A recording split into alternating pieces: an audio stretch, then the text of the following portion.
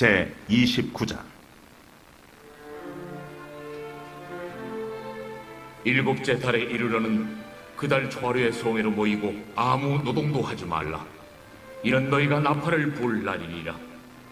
너희는 수송아지 한 마리와 순양 한 마리와 1년 되고 흠없는 순양 7마리를 여호와께 향기로운 번제로 드릴 것이며, 그 소재로는 고운 가루에 기름을 섞어서 쓰되 수송아지에는 10분의 3이요 순양에는 10분의 2요 어린 양 7마리에는 어린 양 한 마리마다 10분의 1을 드릴 것이며, 또 너희를 속죄하기 위하여 순념소 한 마리로 속죄죄를 드리되 그 달의 번제와 그 소제와 상번제와 그 소제와 그 전제 외의 그 규례를 따라 향기로운 냄새로 화제를 여호와께 드릴 것이니라.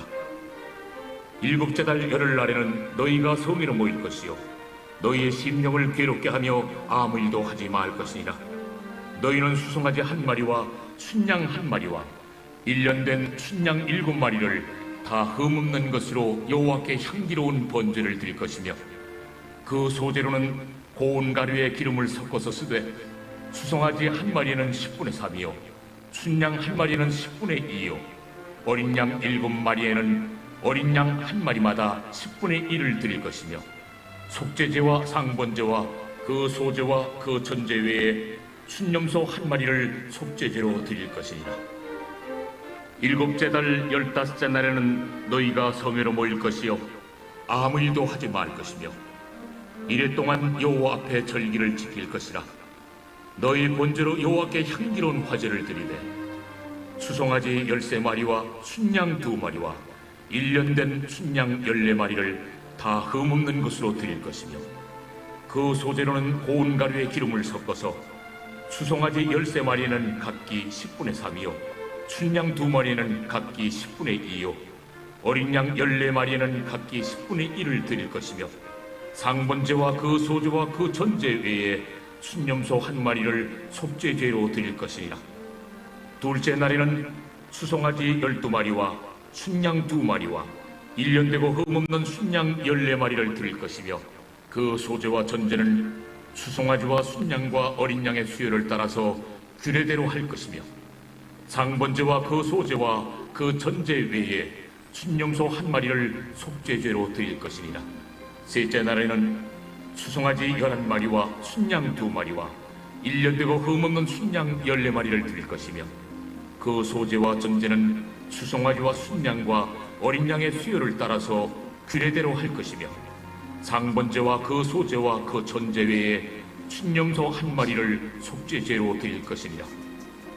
넷째 날에는 수송아지 10마리와 순양 2마리와 1년 되고 흠없는 순양 14마리를 드릴 것이며, 그 소제와 전제는 수송아지와 순양과 어린 양의 수요를 따라 규례대로 할 것이며, 상번제와 그 소제와 그 전제 외에 순념소 한 마리를 속죄제로 드릴 것이니라. 다섯째 날에는 수송아지 9마리와 순양 2마리와 1년 되고 흠없는 순양 14마리를 드릴 것이며, 그 소지와 전제는 수송아지와 순양과 어린 양의 수요를 따라서 규례대로 할 것이며, 상번제와 그 소제와 그 전제 외에 순념소 한 마리를 속죄제로 드릴 것이니라. 여섯째 날에는 수송아지 8마리와 순양 2마리와 1년 되고 흠없는 순양 14마리를 드릴 것이며, 그 소제와 전제는 수송아지와 순양과 어린 양의 수요를 따라서 규례대로 할 것이며, 상번제와 그 소제와 그 전제 외에 순념소 한 마리를 속죄죄로 드릴 것이니라. 일곱째 날에는 수송아지 7마리와 순양 2마리와 1년 되고 흠없는 순양 14마리를 드릴 것이며, 그 소제와 전제는 수송아지와 순양과 어린 양의 수요를 따라 규례대로 할 것이며, 상번제와 그 소제와 그 전제 외에 순념소 한 마리를 속죄죄로 드릴 것이니라. 여덟째 날에는 장엄한 대회로 모일 것이요 아무 일도 하지 말 것이며, 번제로 여호와께 향기로운 화제를 드리되 수송아지 한 마리와 순양 한 마리와 1년 되고 흠없는 순양 7마리를 드릴 것이며, 그 소제와 전제는 수송아지와 순양과 어린 양의 수요를 따라 규례대로 할 것이며, 상번제와 그 소제와 그 전제 외에 순념소 한 마리를 속죄죄로 드릴 것이니라. 너희가 이틀 일을 당하거든 여호와께 이같이 드릴지니 이는 너희의 소원제나 낙헌제로 드리는 번제, 소제, 전제, 화목제 외에 드릴 것이니라. 모세가 여호와께서 모세에게 명령하신 모든 일을 이스라엘 자손에게 말하니라. 아멘. 다 함께 사도신경으로 우리 신앙을 고백하겠습니다. 나는 전능하신 아버지 하나님, 천지의 창조주를 믿습니다. 나는 그의 유일하신 아들, 우리 주 예수 그리스도를 믿습니다. 그는 성령으로 잉태되어 동정녀 마리아에게서 나시고 본디오 빌라도에게 고난을 받아 십자가에 못 박혀 죽으시고 장사된 지 사흘 만에 죽은 자 가운데서 다시 살아나셨으며 하늘에 오르시어 전능하신 아버지 하나님 우편에 앉아 계시다가 거기로부터 살아있는 자와 죽은 자를 심판하러 오십니다. 나는 성령을 믿으며 거룩한 공교회와 성도의 교제와 죄를 용서받는 것과 몸의 부활과 영생을 믿습니다. 아멘. 찬송가 191장입니다. 찬송가 191장입니다.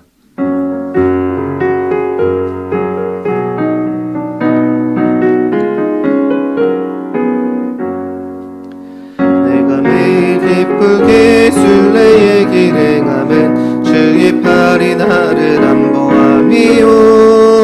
내가 주의 큰 복을 받는 참된 비결은 주의 영이 함께함이라. 성령이 계시네, 할렐루야 함께 하시네. 좁은 길을 걸으며 밤낮 기뻐하는 것 주의 영이 함께함이라.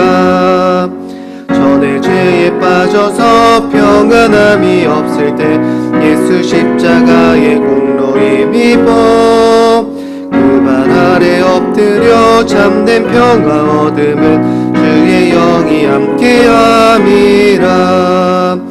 성령이 계시네, 할렐루야 함께 하시네. 좁은 길을 걸으며 밤낮 기뻐하는 것 주의 영이 함께함이라. 나와 동행하시고 모든 염려하시니 나는 숲의 새와 같이 기쁘다. 내가 기쁜 마음으로 주의 뜻을 행함은 주의 영이 함께함이라. 성령이 계시네, 할렐루야 함께 하시네. 좁은 길을 걸으며 밤낮 기뻐하는 것 주의 영이 함께함이라. 모든 욕망과 나의 모든 정욕은 십자가에 이미 못을 박았네. 모든 밤이 지나고 무거운 짐 벗으니 주의 영이 함께함이라. 성령이 계시네, 할렐루야 함께 하시네. 좁은 길을 걸으며 밤낮 기뻐하는 것 주의 영이 함께함이라. 아멘. 하나님 말씀은 로마서 8장 5절에서 6절까지 말씀입니다. 로마서 8장 5절에서 6절까지 말씀입니다. 함께 읽겠습니다. 육신을 따르는 자는 육신의 일을, 영을 따르는 자는 영의 일을 생각하나니 육신의 생각은 사망이요 영의 생각은 생명과 평안이니라. 아멘. 헌금 봉헌하겠습니다. 양훈영 권사님 감사헌금 드리셨습니다. 단일 기도 범사에 감사합니다. 최봉자 권사님 드리셨습니다. 무명우를 1,000번 제물 드리셨습니다. 주님 복 주심에 감사드립니다. 황희돈 집사님 1,000번 제물 드리셨습니다. 김봉재, 박연희, 김서율, 유준경, 유용선, 김혜자, 유혜림, 김유신, 오선경, 김준성, 김준우, 장진용, 김정욱, 장규식, 장진혁 성도님 1,000번 제물 드리셨습니다. 기도하겠습니다. 하나님 감사합니다. 오늘 이른 새벽을 깨워서 주님 앞에 나와 예배하게 하시고 또 하나님 앞에 기도할 수 있도록 인도하신 것 감사합니다. 하나님, 우리가 날마다 하나님께 기도하는 것, 하나님께 나와 찬양하고 예배하는 것이 우리에게 큰 기쁨이 되고 또 감사가 될 수 있도록 인도하여 주시옵소서. 하나님, 이 시간 주님 앞에 나와 또 주님께 감사하는 마음을 담아서 또 마음의 기도 제목과 소원을 담아서 하나님께 예물을 올려드립니다. 하나님, 예물을 주님께서 기뻐 받아주시고 또 하나님께서 흠양하는 제물로 이 헌금을 받아 주시옵소서. 하나님 또한 말씀 기도 가운데 응답하여 주시고 또 하나님의 은혜가 넘쳐나는 삶 살아갈 수 있도록 하나님께서 은혜를 더하여 주시옵소서. 이 시간 주님의 말씀을 들을 때 하나님, 우리가 겸손하게 받게 하시고 또 성령께서 우리 가운데 역사하셔서 우리의 삶을 주관하는 시간 될 수 있도록 인도하여 주시옵소서. 감사드리며 예수님의 이름으로 기도드립니다. 아멘. 마가복음을 읽어보면 한 가지 특징을 발견할 수 있는데 항상 두 종류의 사람들이 등장한다는 것입니다. 예수님을 따르는 사람과 예수님을 반대하는 사람이 등장합니다. 예수님이 기적을 베풀었을 때 그 기적을 보고 예수님을 따르는 사람이 있는가 하면 반대로 예수님을 공격하고 적대시하는 사람들이 등장합니다. 예수님의 비유도 이 네 가지 밭에 대해서 말씀을 하셨지만 결국에는 열매를 맺는 밭이냐 열매를 맺지 못하는 밭이냐 두 가지의 밭으로 이해할 수가 있습니다. 재물을 팔고 자신을 따르라고 권면했으나 그것을 거절하고 근심하며 떠나간 사람이 있는가 반면에 보소서 우리가 모든 것을 버리고 주를 따랐나이다 라고 말하며 예수님을 따랐던 제자들을 우리가 볼 수가 있습니다. 예수님이 예루살렘에 입성하실 때 메시아로서 기대하며 환호했던 사람들이 있는가 하면 반대로 예수님을 걸려 넘어지게 하기 위해서 예수님께 계속해서 시험을 했던 사람들이 등장합니다. 헤롯 안티바는 세례 요한을 거룩하고 의로운 사람으로 알고 그를 죽이고 싶어 하지 않았습니다. 그 말씀을 자세히 보면 오히려 헤로디아에게서 세례 요한을 지켜줬던 사람이 헤롯 안티바였다는 것을 우리가 확인할 수가 있습니다. 이런 모습을 봤을 때 헤롯 안티바가 예수님 편에 서 있는 것처럼 보이지만 결국 그는 세례 요한을 죽임으로 예수님을 반대하는 자리에 서 있다는 것을 우리는 결국 확인할 수 있게 됩니다. 빌라도도 예수님을 죽이고 싶어 하지 않았고 예수님이 죄가 없다는 사실을 알고 풀어주기 위해서 노력했지만 결국 예수님을 십자가에 내어줌으로써 그도 예수님 반대편에 서 있는 사람이었다는 것을 우리는 알게 됩니다. 로마서 7장 14절에서 25절까지의 말씀을 보면 우리는 분명히 드러나는 한 가지 사실을 발견할 수 있게 됩니다. 그것은 그리스도인들 마음 안에 두 가지 마음이 있다는 것입니다. 7장 21절 말씀에서는 그러므로 내가 한 법을 깨달았노니 곧 선을 행하기 원하는 나에게 악이 함께 있는 것을 본다라고 이렇게 말씀하고 있습니다. 자기 마음에 선을 행하고 싶은 마음이 있지만 악을 행하기 원하는 그 악한 마음도 함께 존재하고 있다라는 것을 우리에게 말씀하고 있습니다. 로마서 7장에 나오는 이 1인칭 단수인 나가 누구인지를 해석하는 것은 참으로 어려운 문제입니다. 왜냐하면 하나님의 은혜로 구원을 받을 때 성령께서 우리 안에 역사하셔서 우리에게 회개하는 마음을 주시고 또 믿음을 주십니다. 즉 성령께서 우리에게 먼저 역사하셔서 우리를 구원하여 주시는데 이 7장에서의 나는 구원은 받았지만 성령을 받지 않은 사람처럼 느껴지기 때문입니다. 또 예수 그리스도를 믿었는데도 악에게 계속 지는 것도 이상한 문제입니다. 그래서 존 스토트는 오순절 성령이 임하시기 전에 예수를 믿었던 유대 그리스도인들이다 라고 이렇게 주장을 하고 있습니다. 그런데 오늘 5절 말씀에 나오는 이 육신을 따르는 자는 7장에 나오는 그 사람과 같은 사람들이 아닙니다.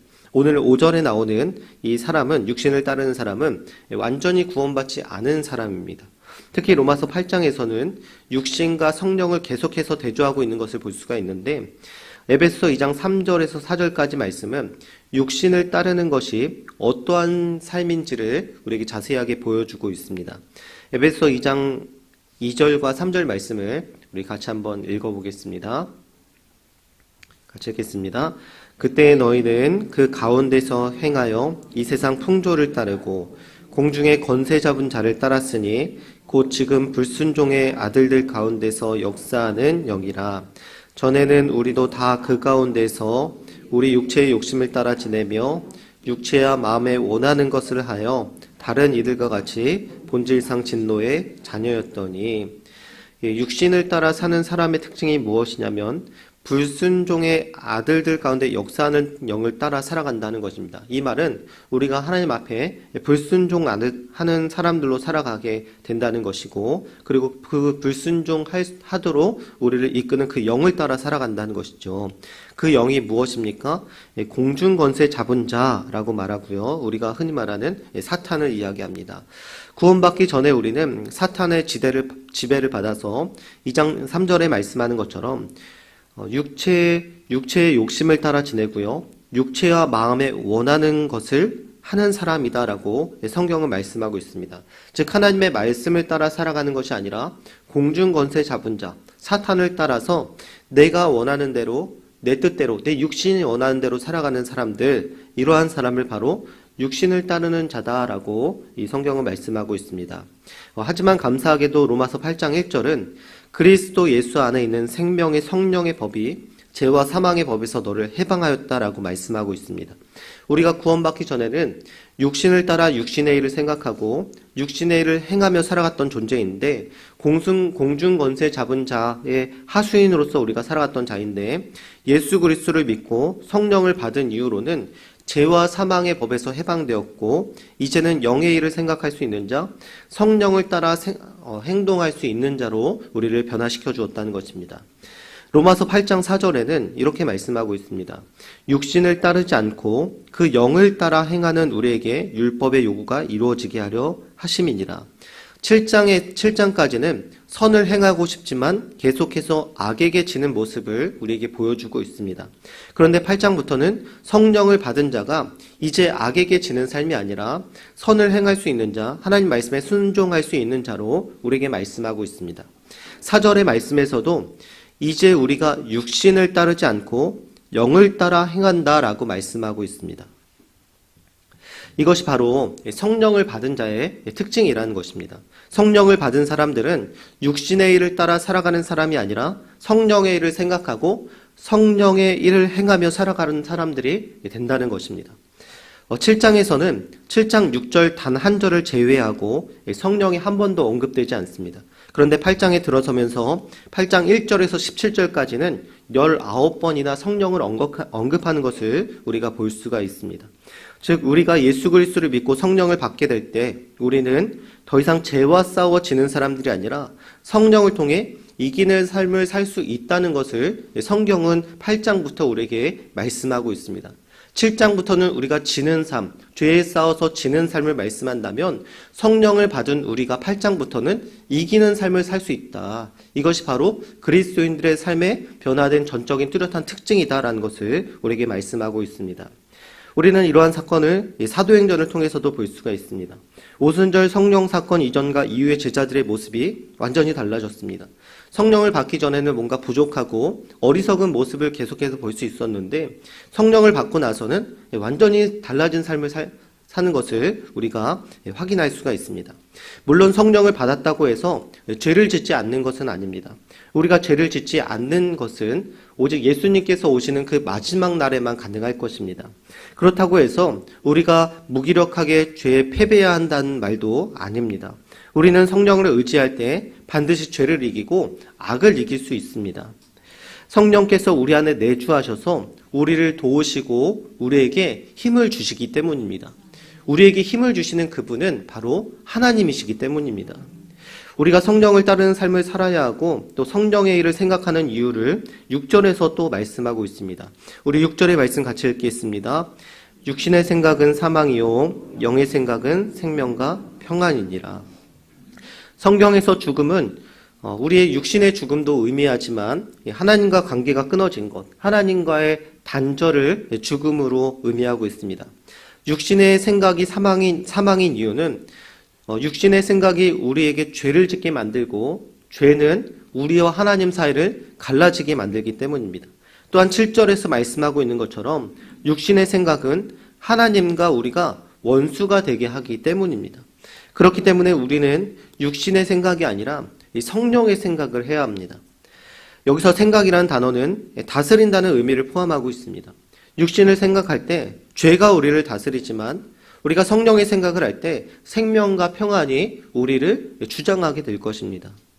예수 그리스도를 믿고 나서 생기는 마음은 두 가지밖에 없습니다. 육신의 생각이냐 성령의 생각이냐입니다.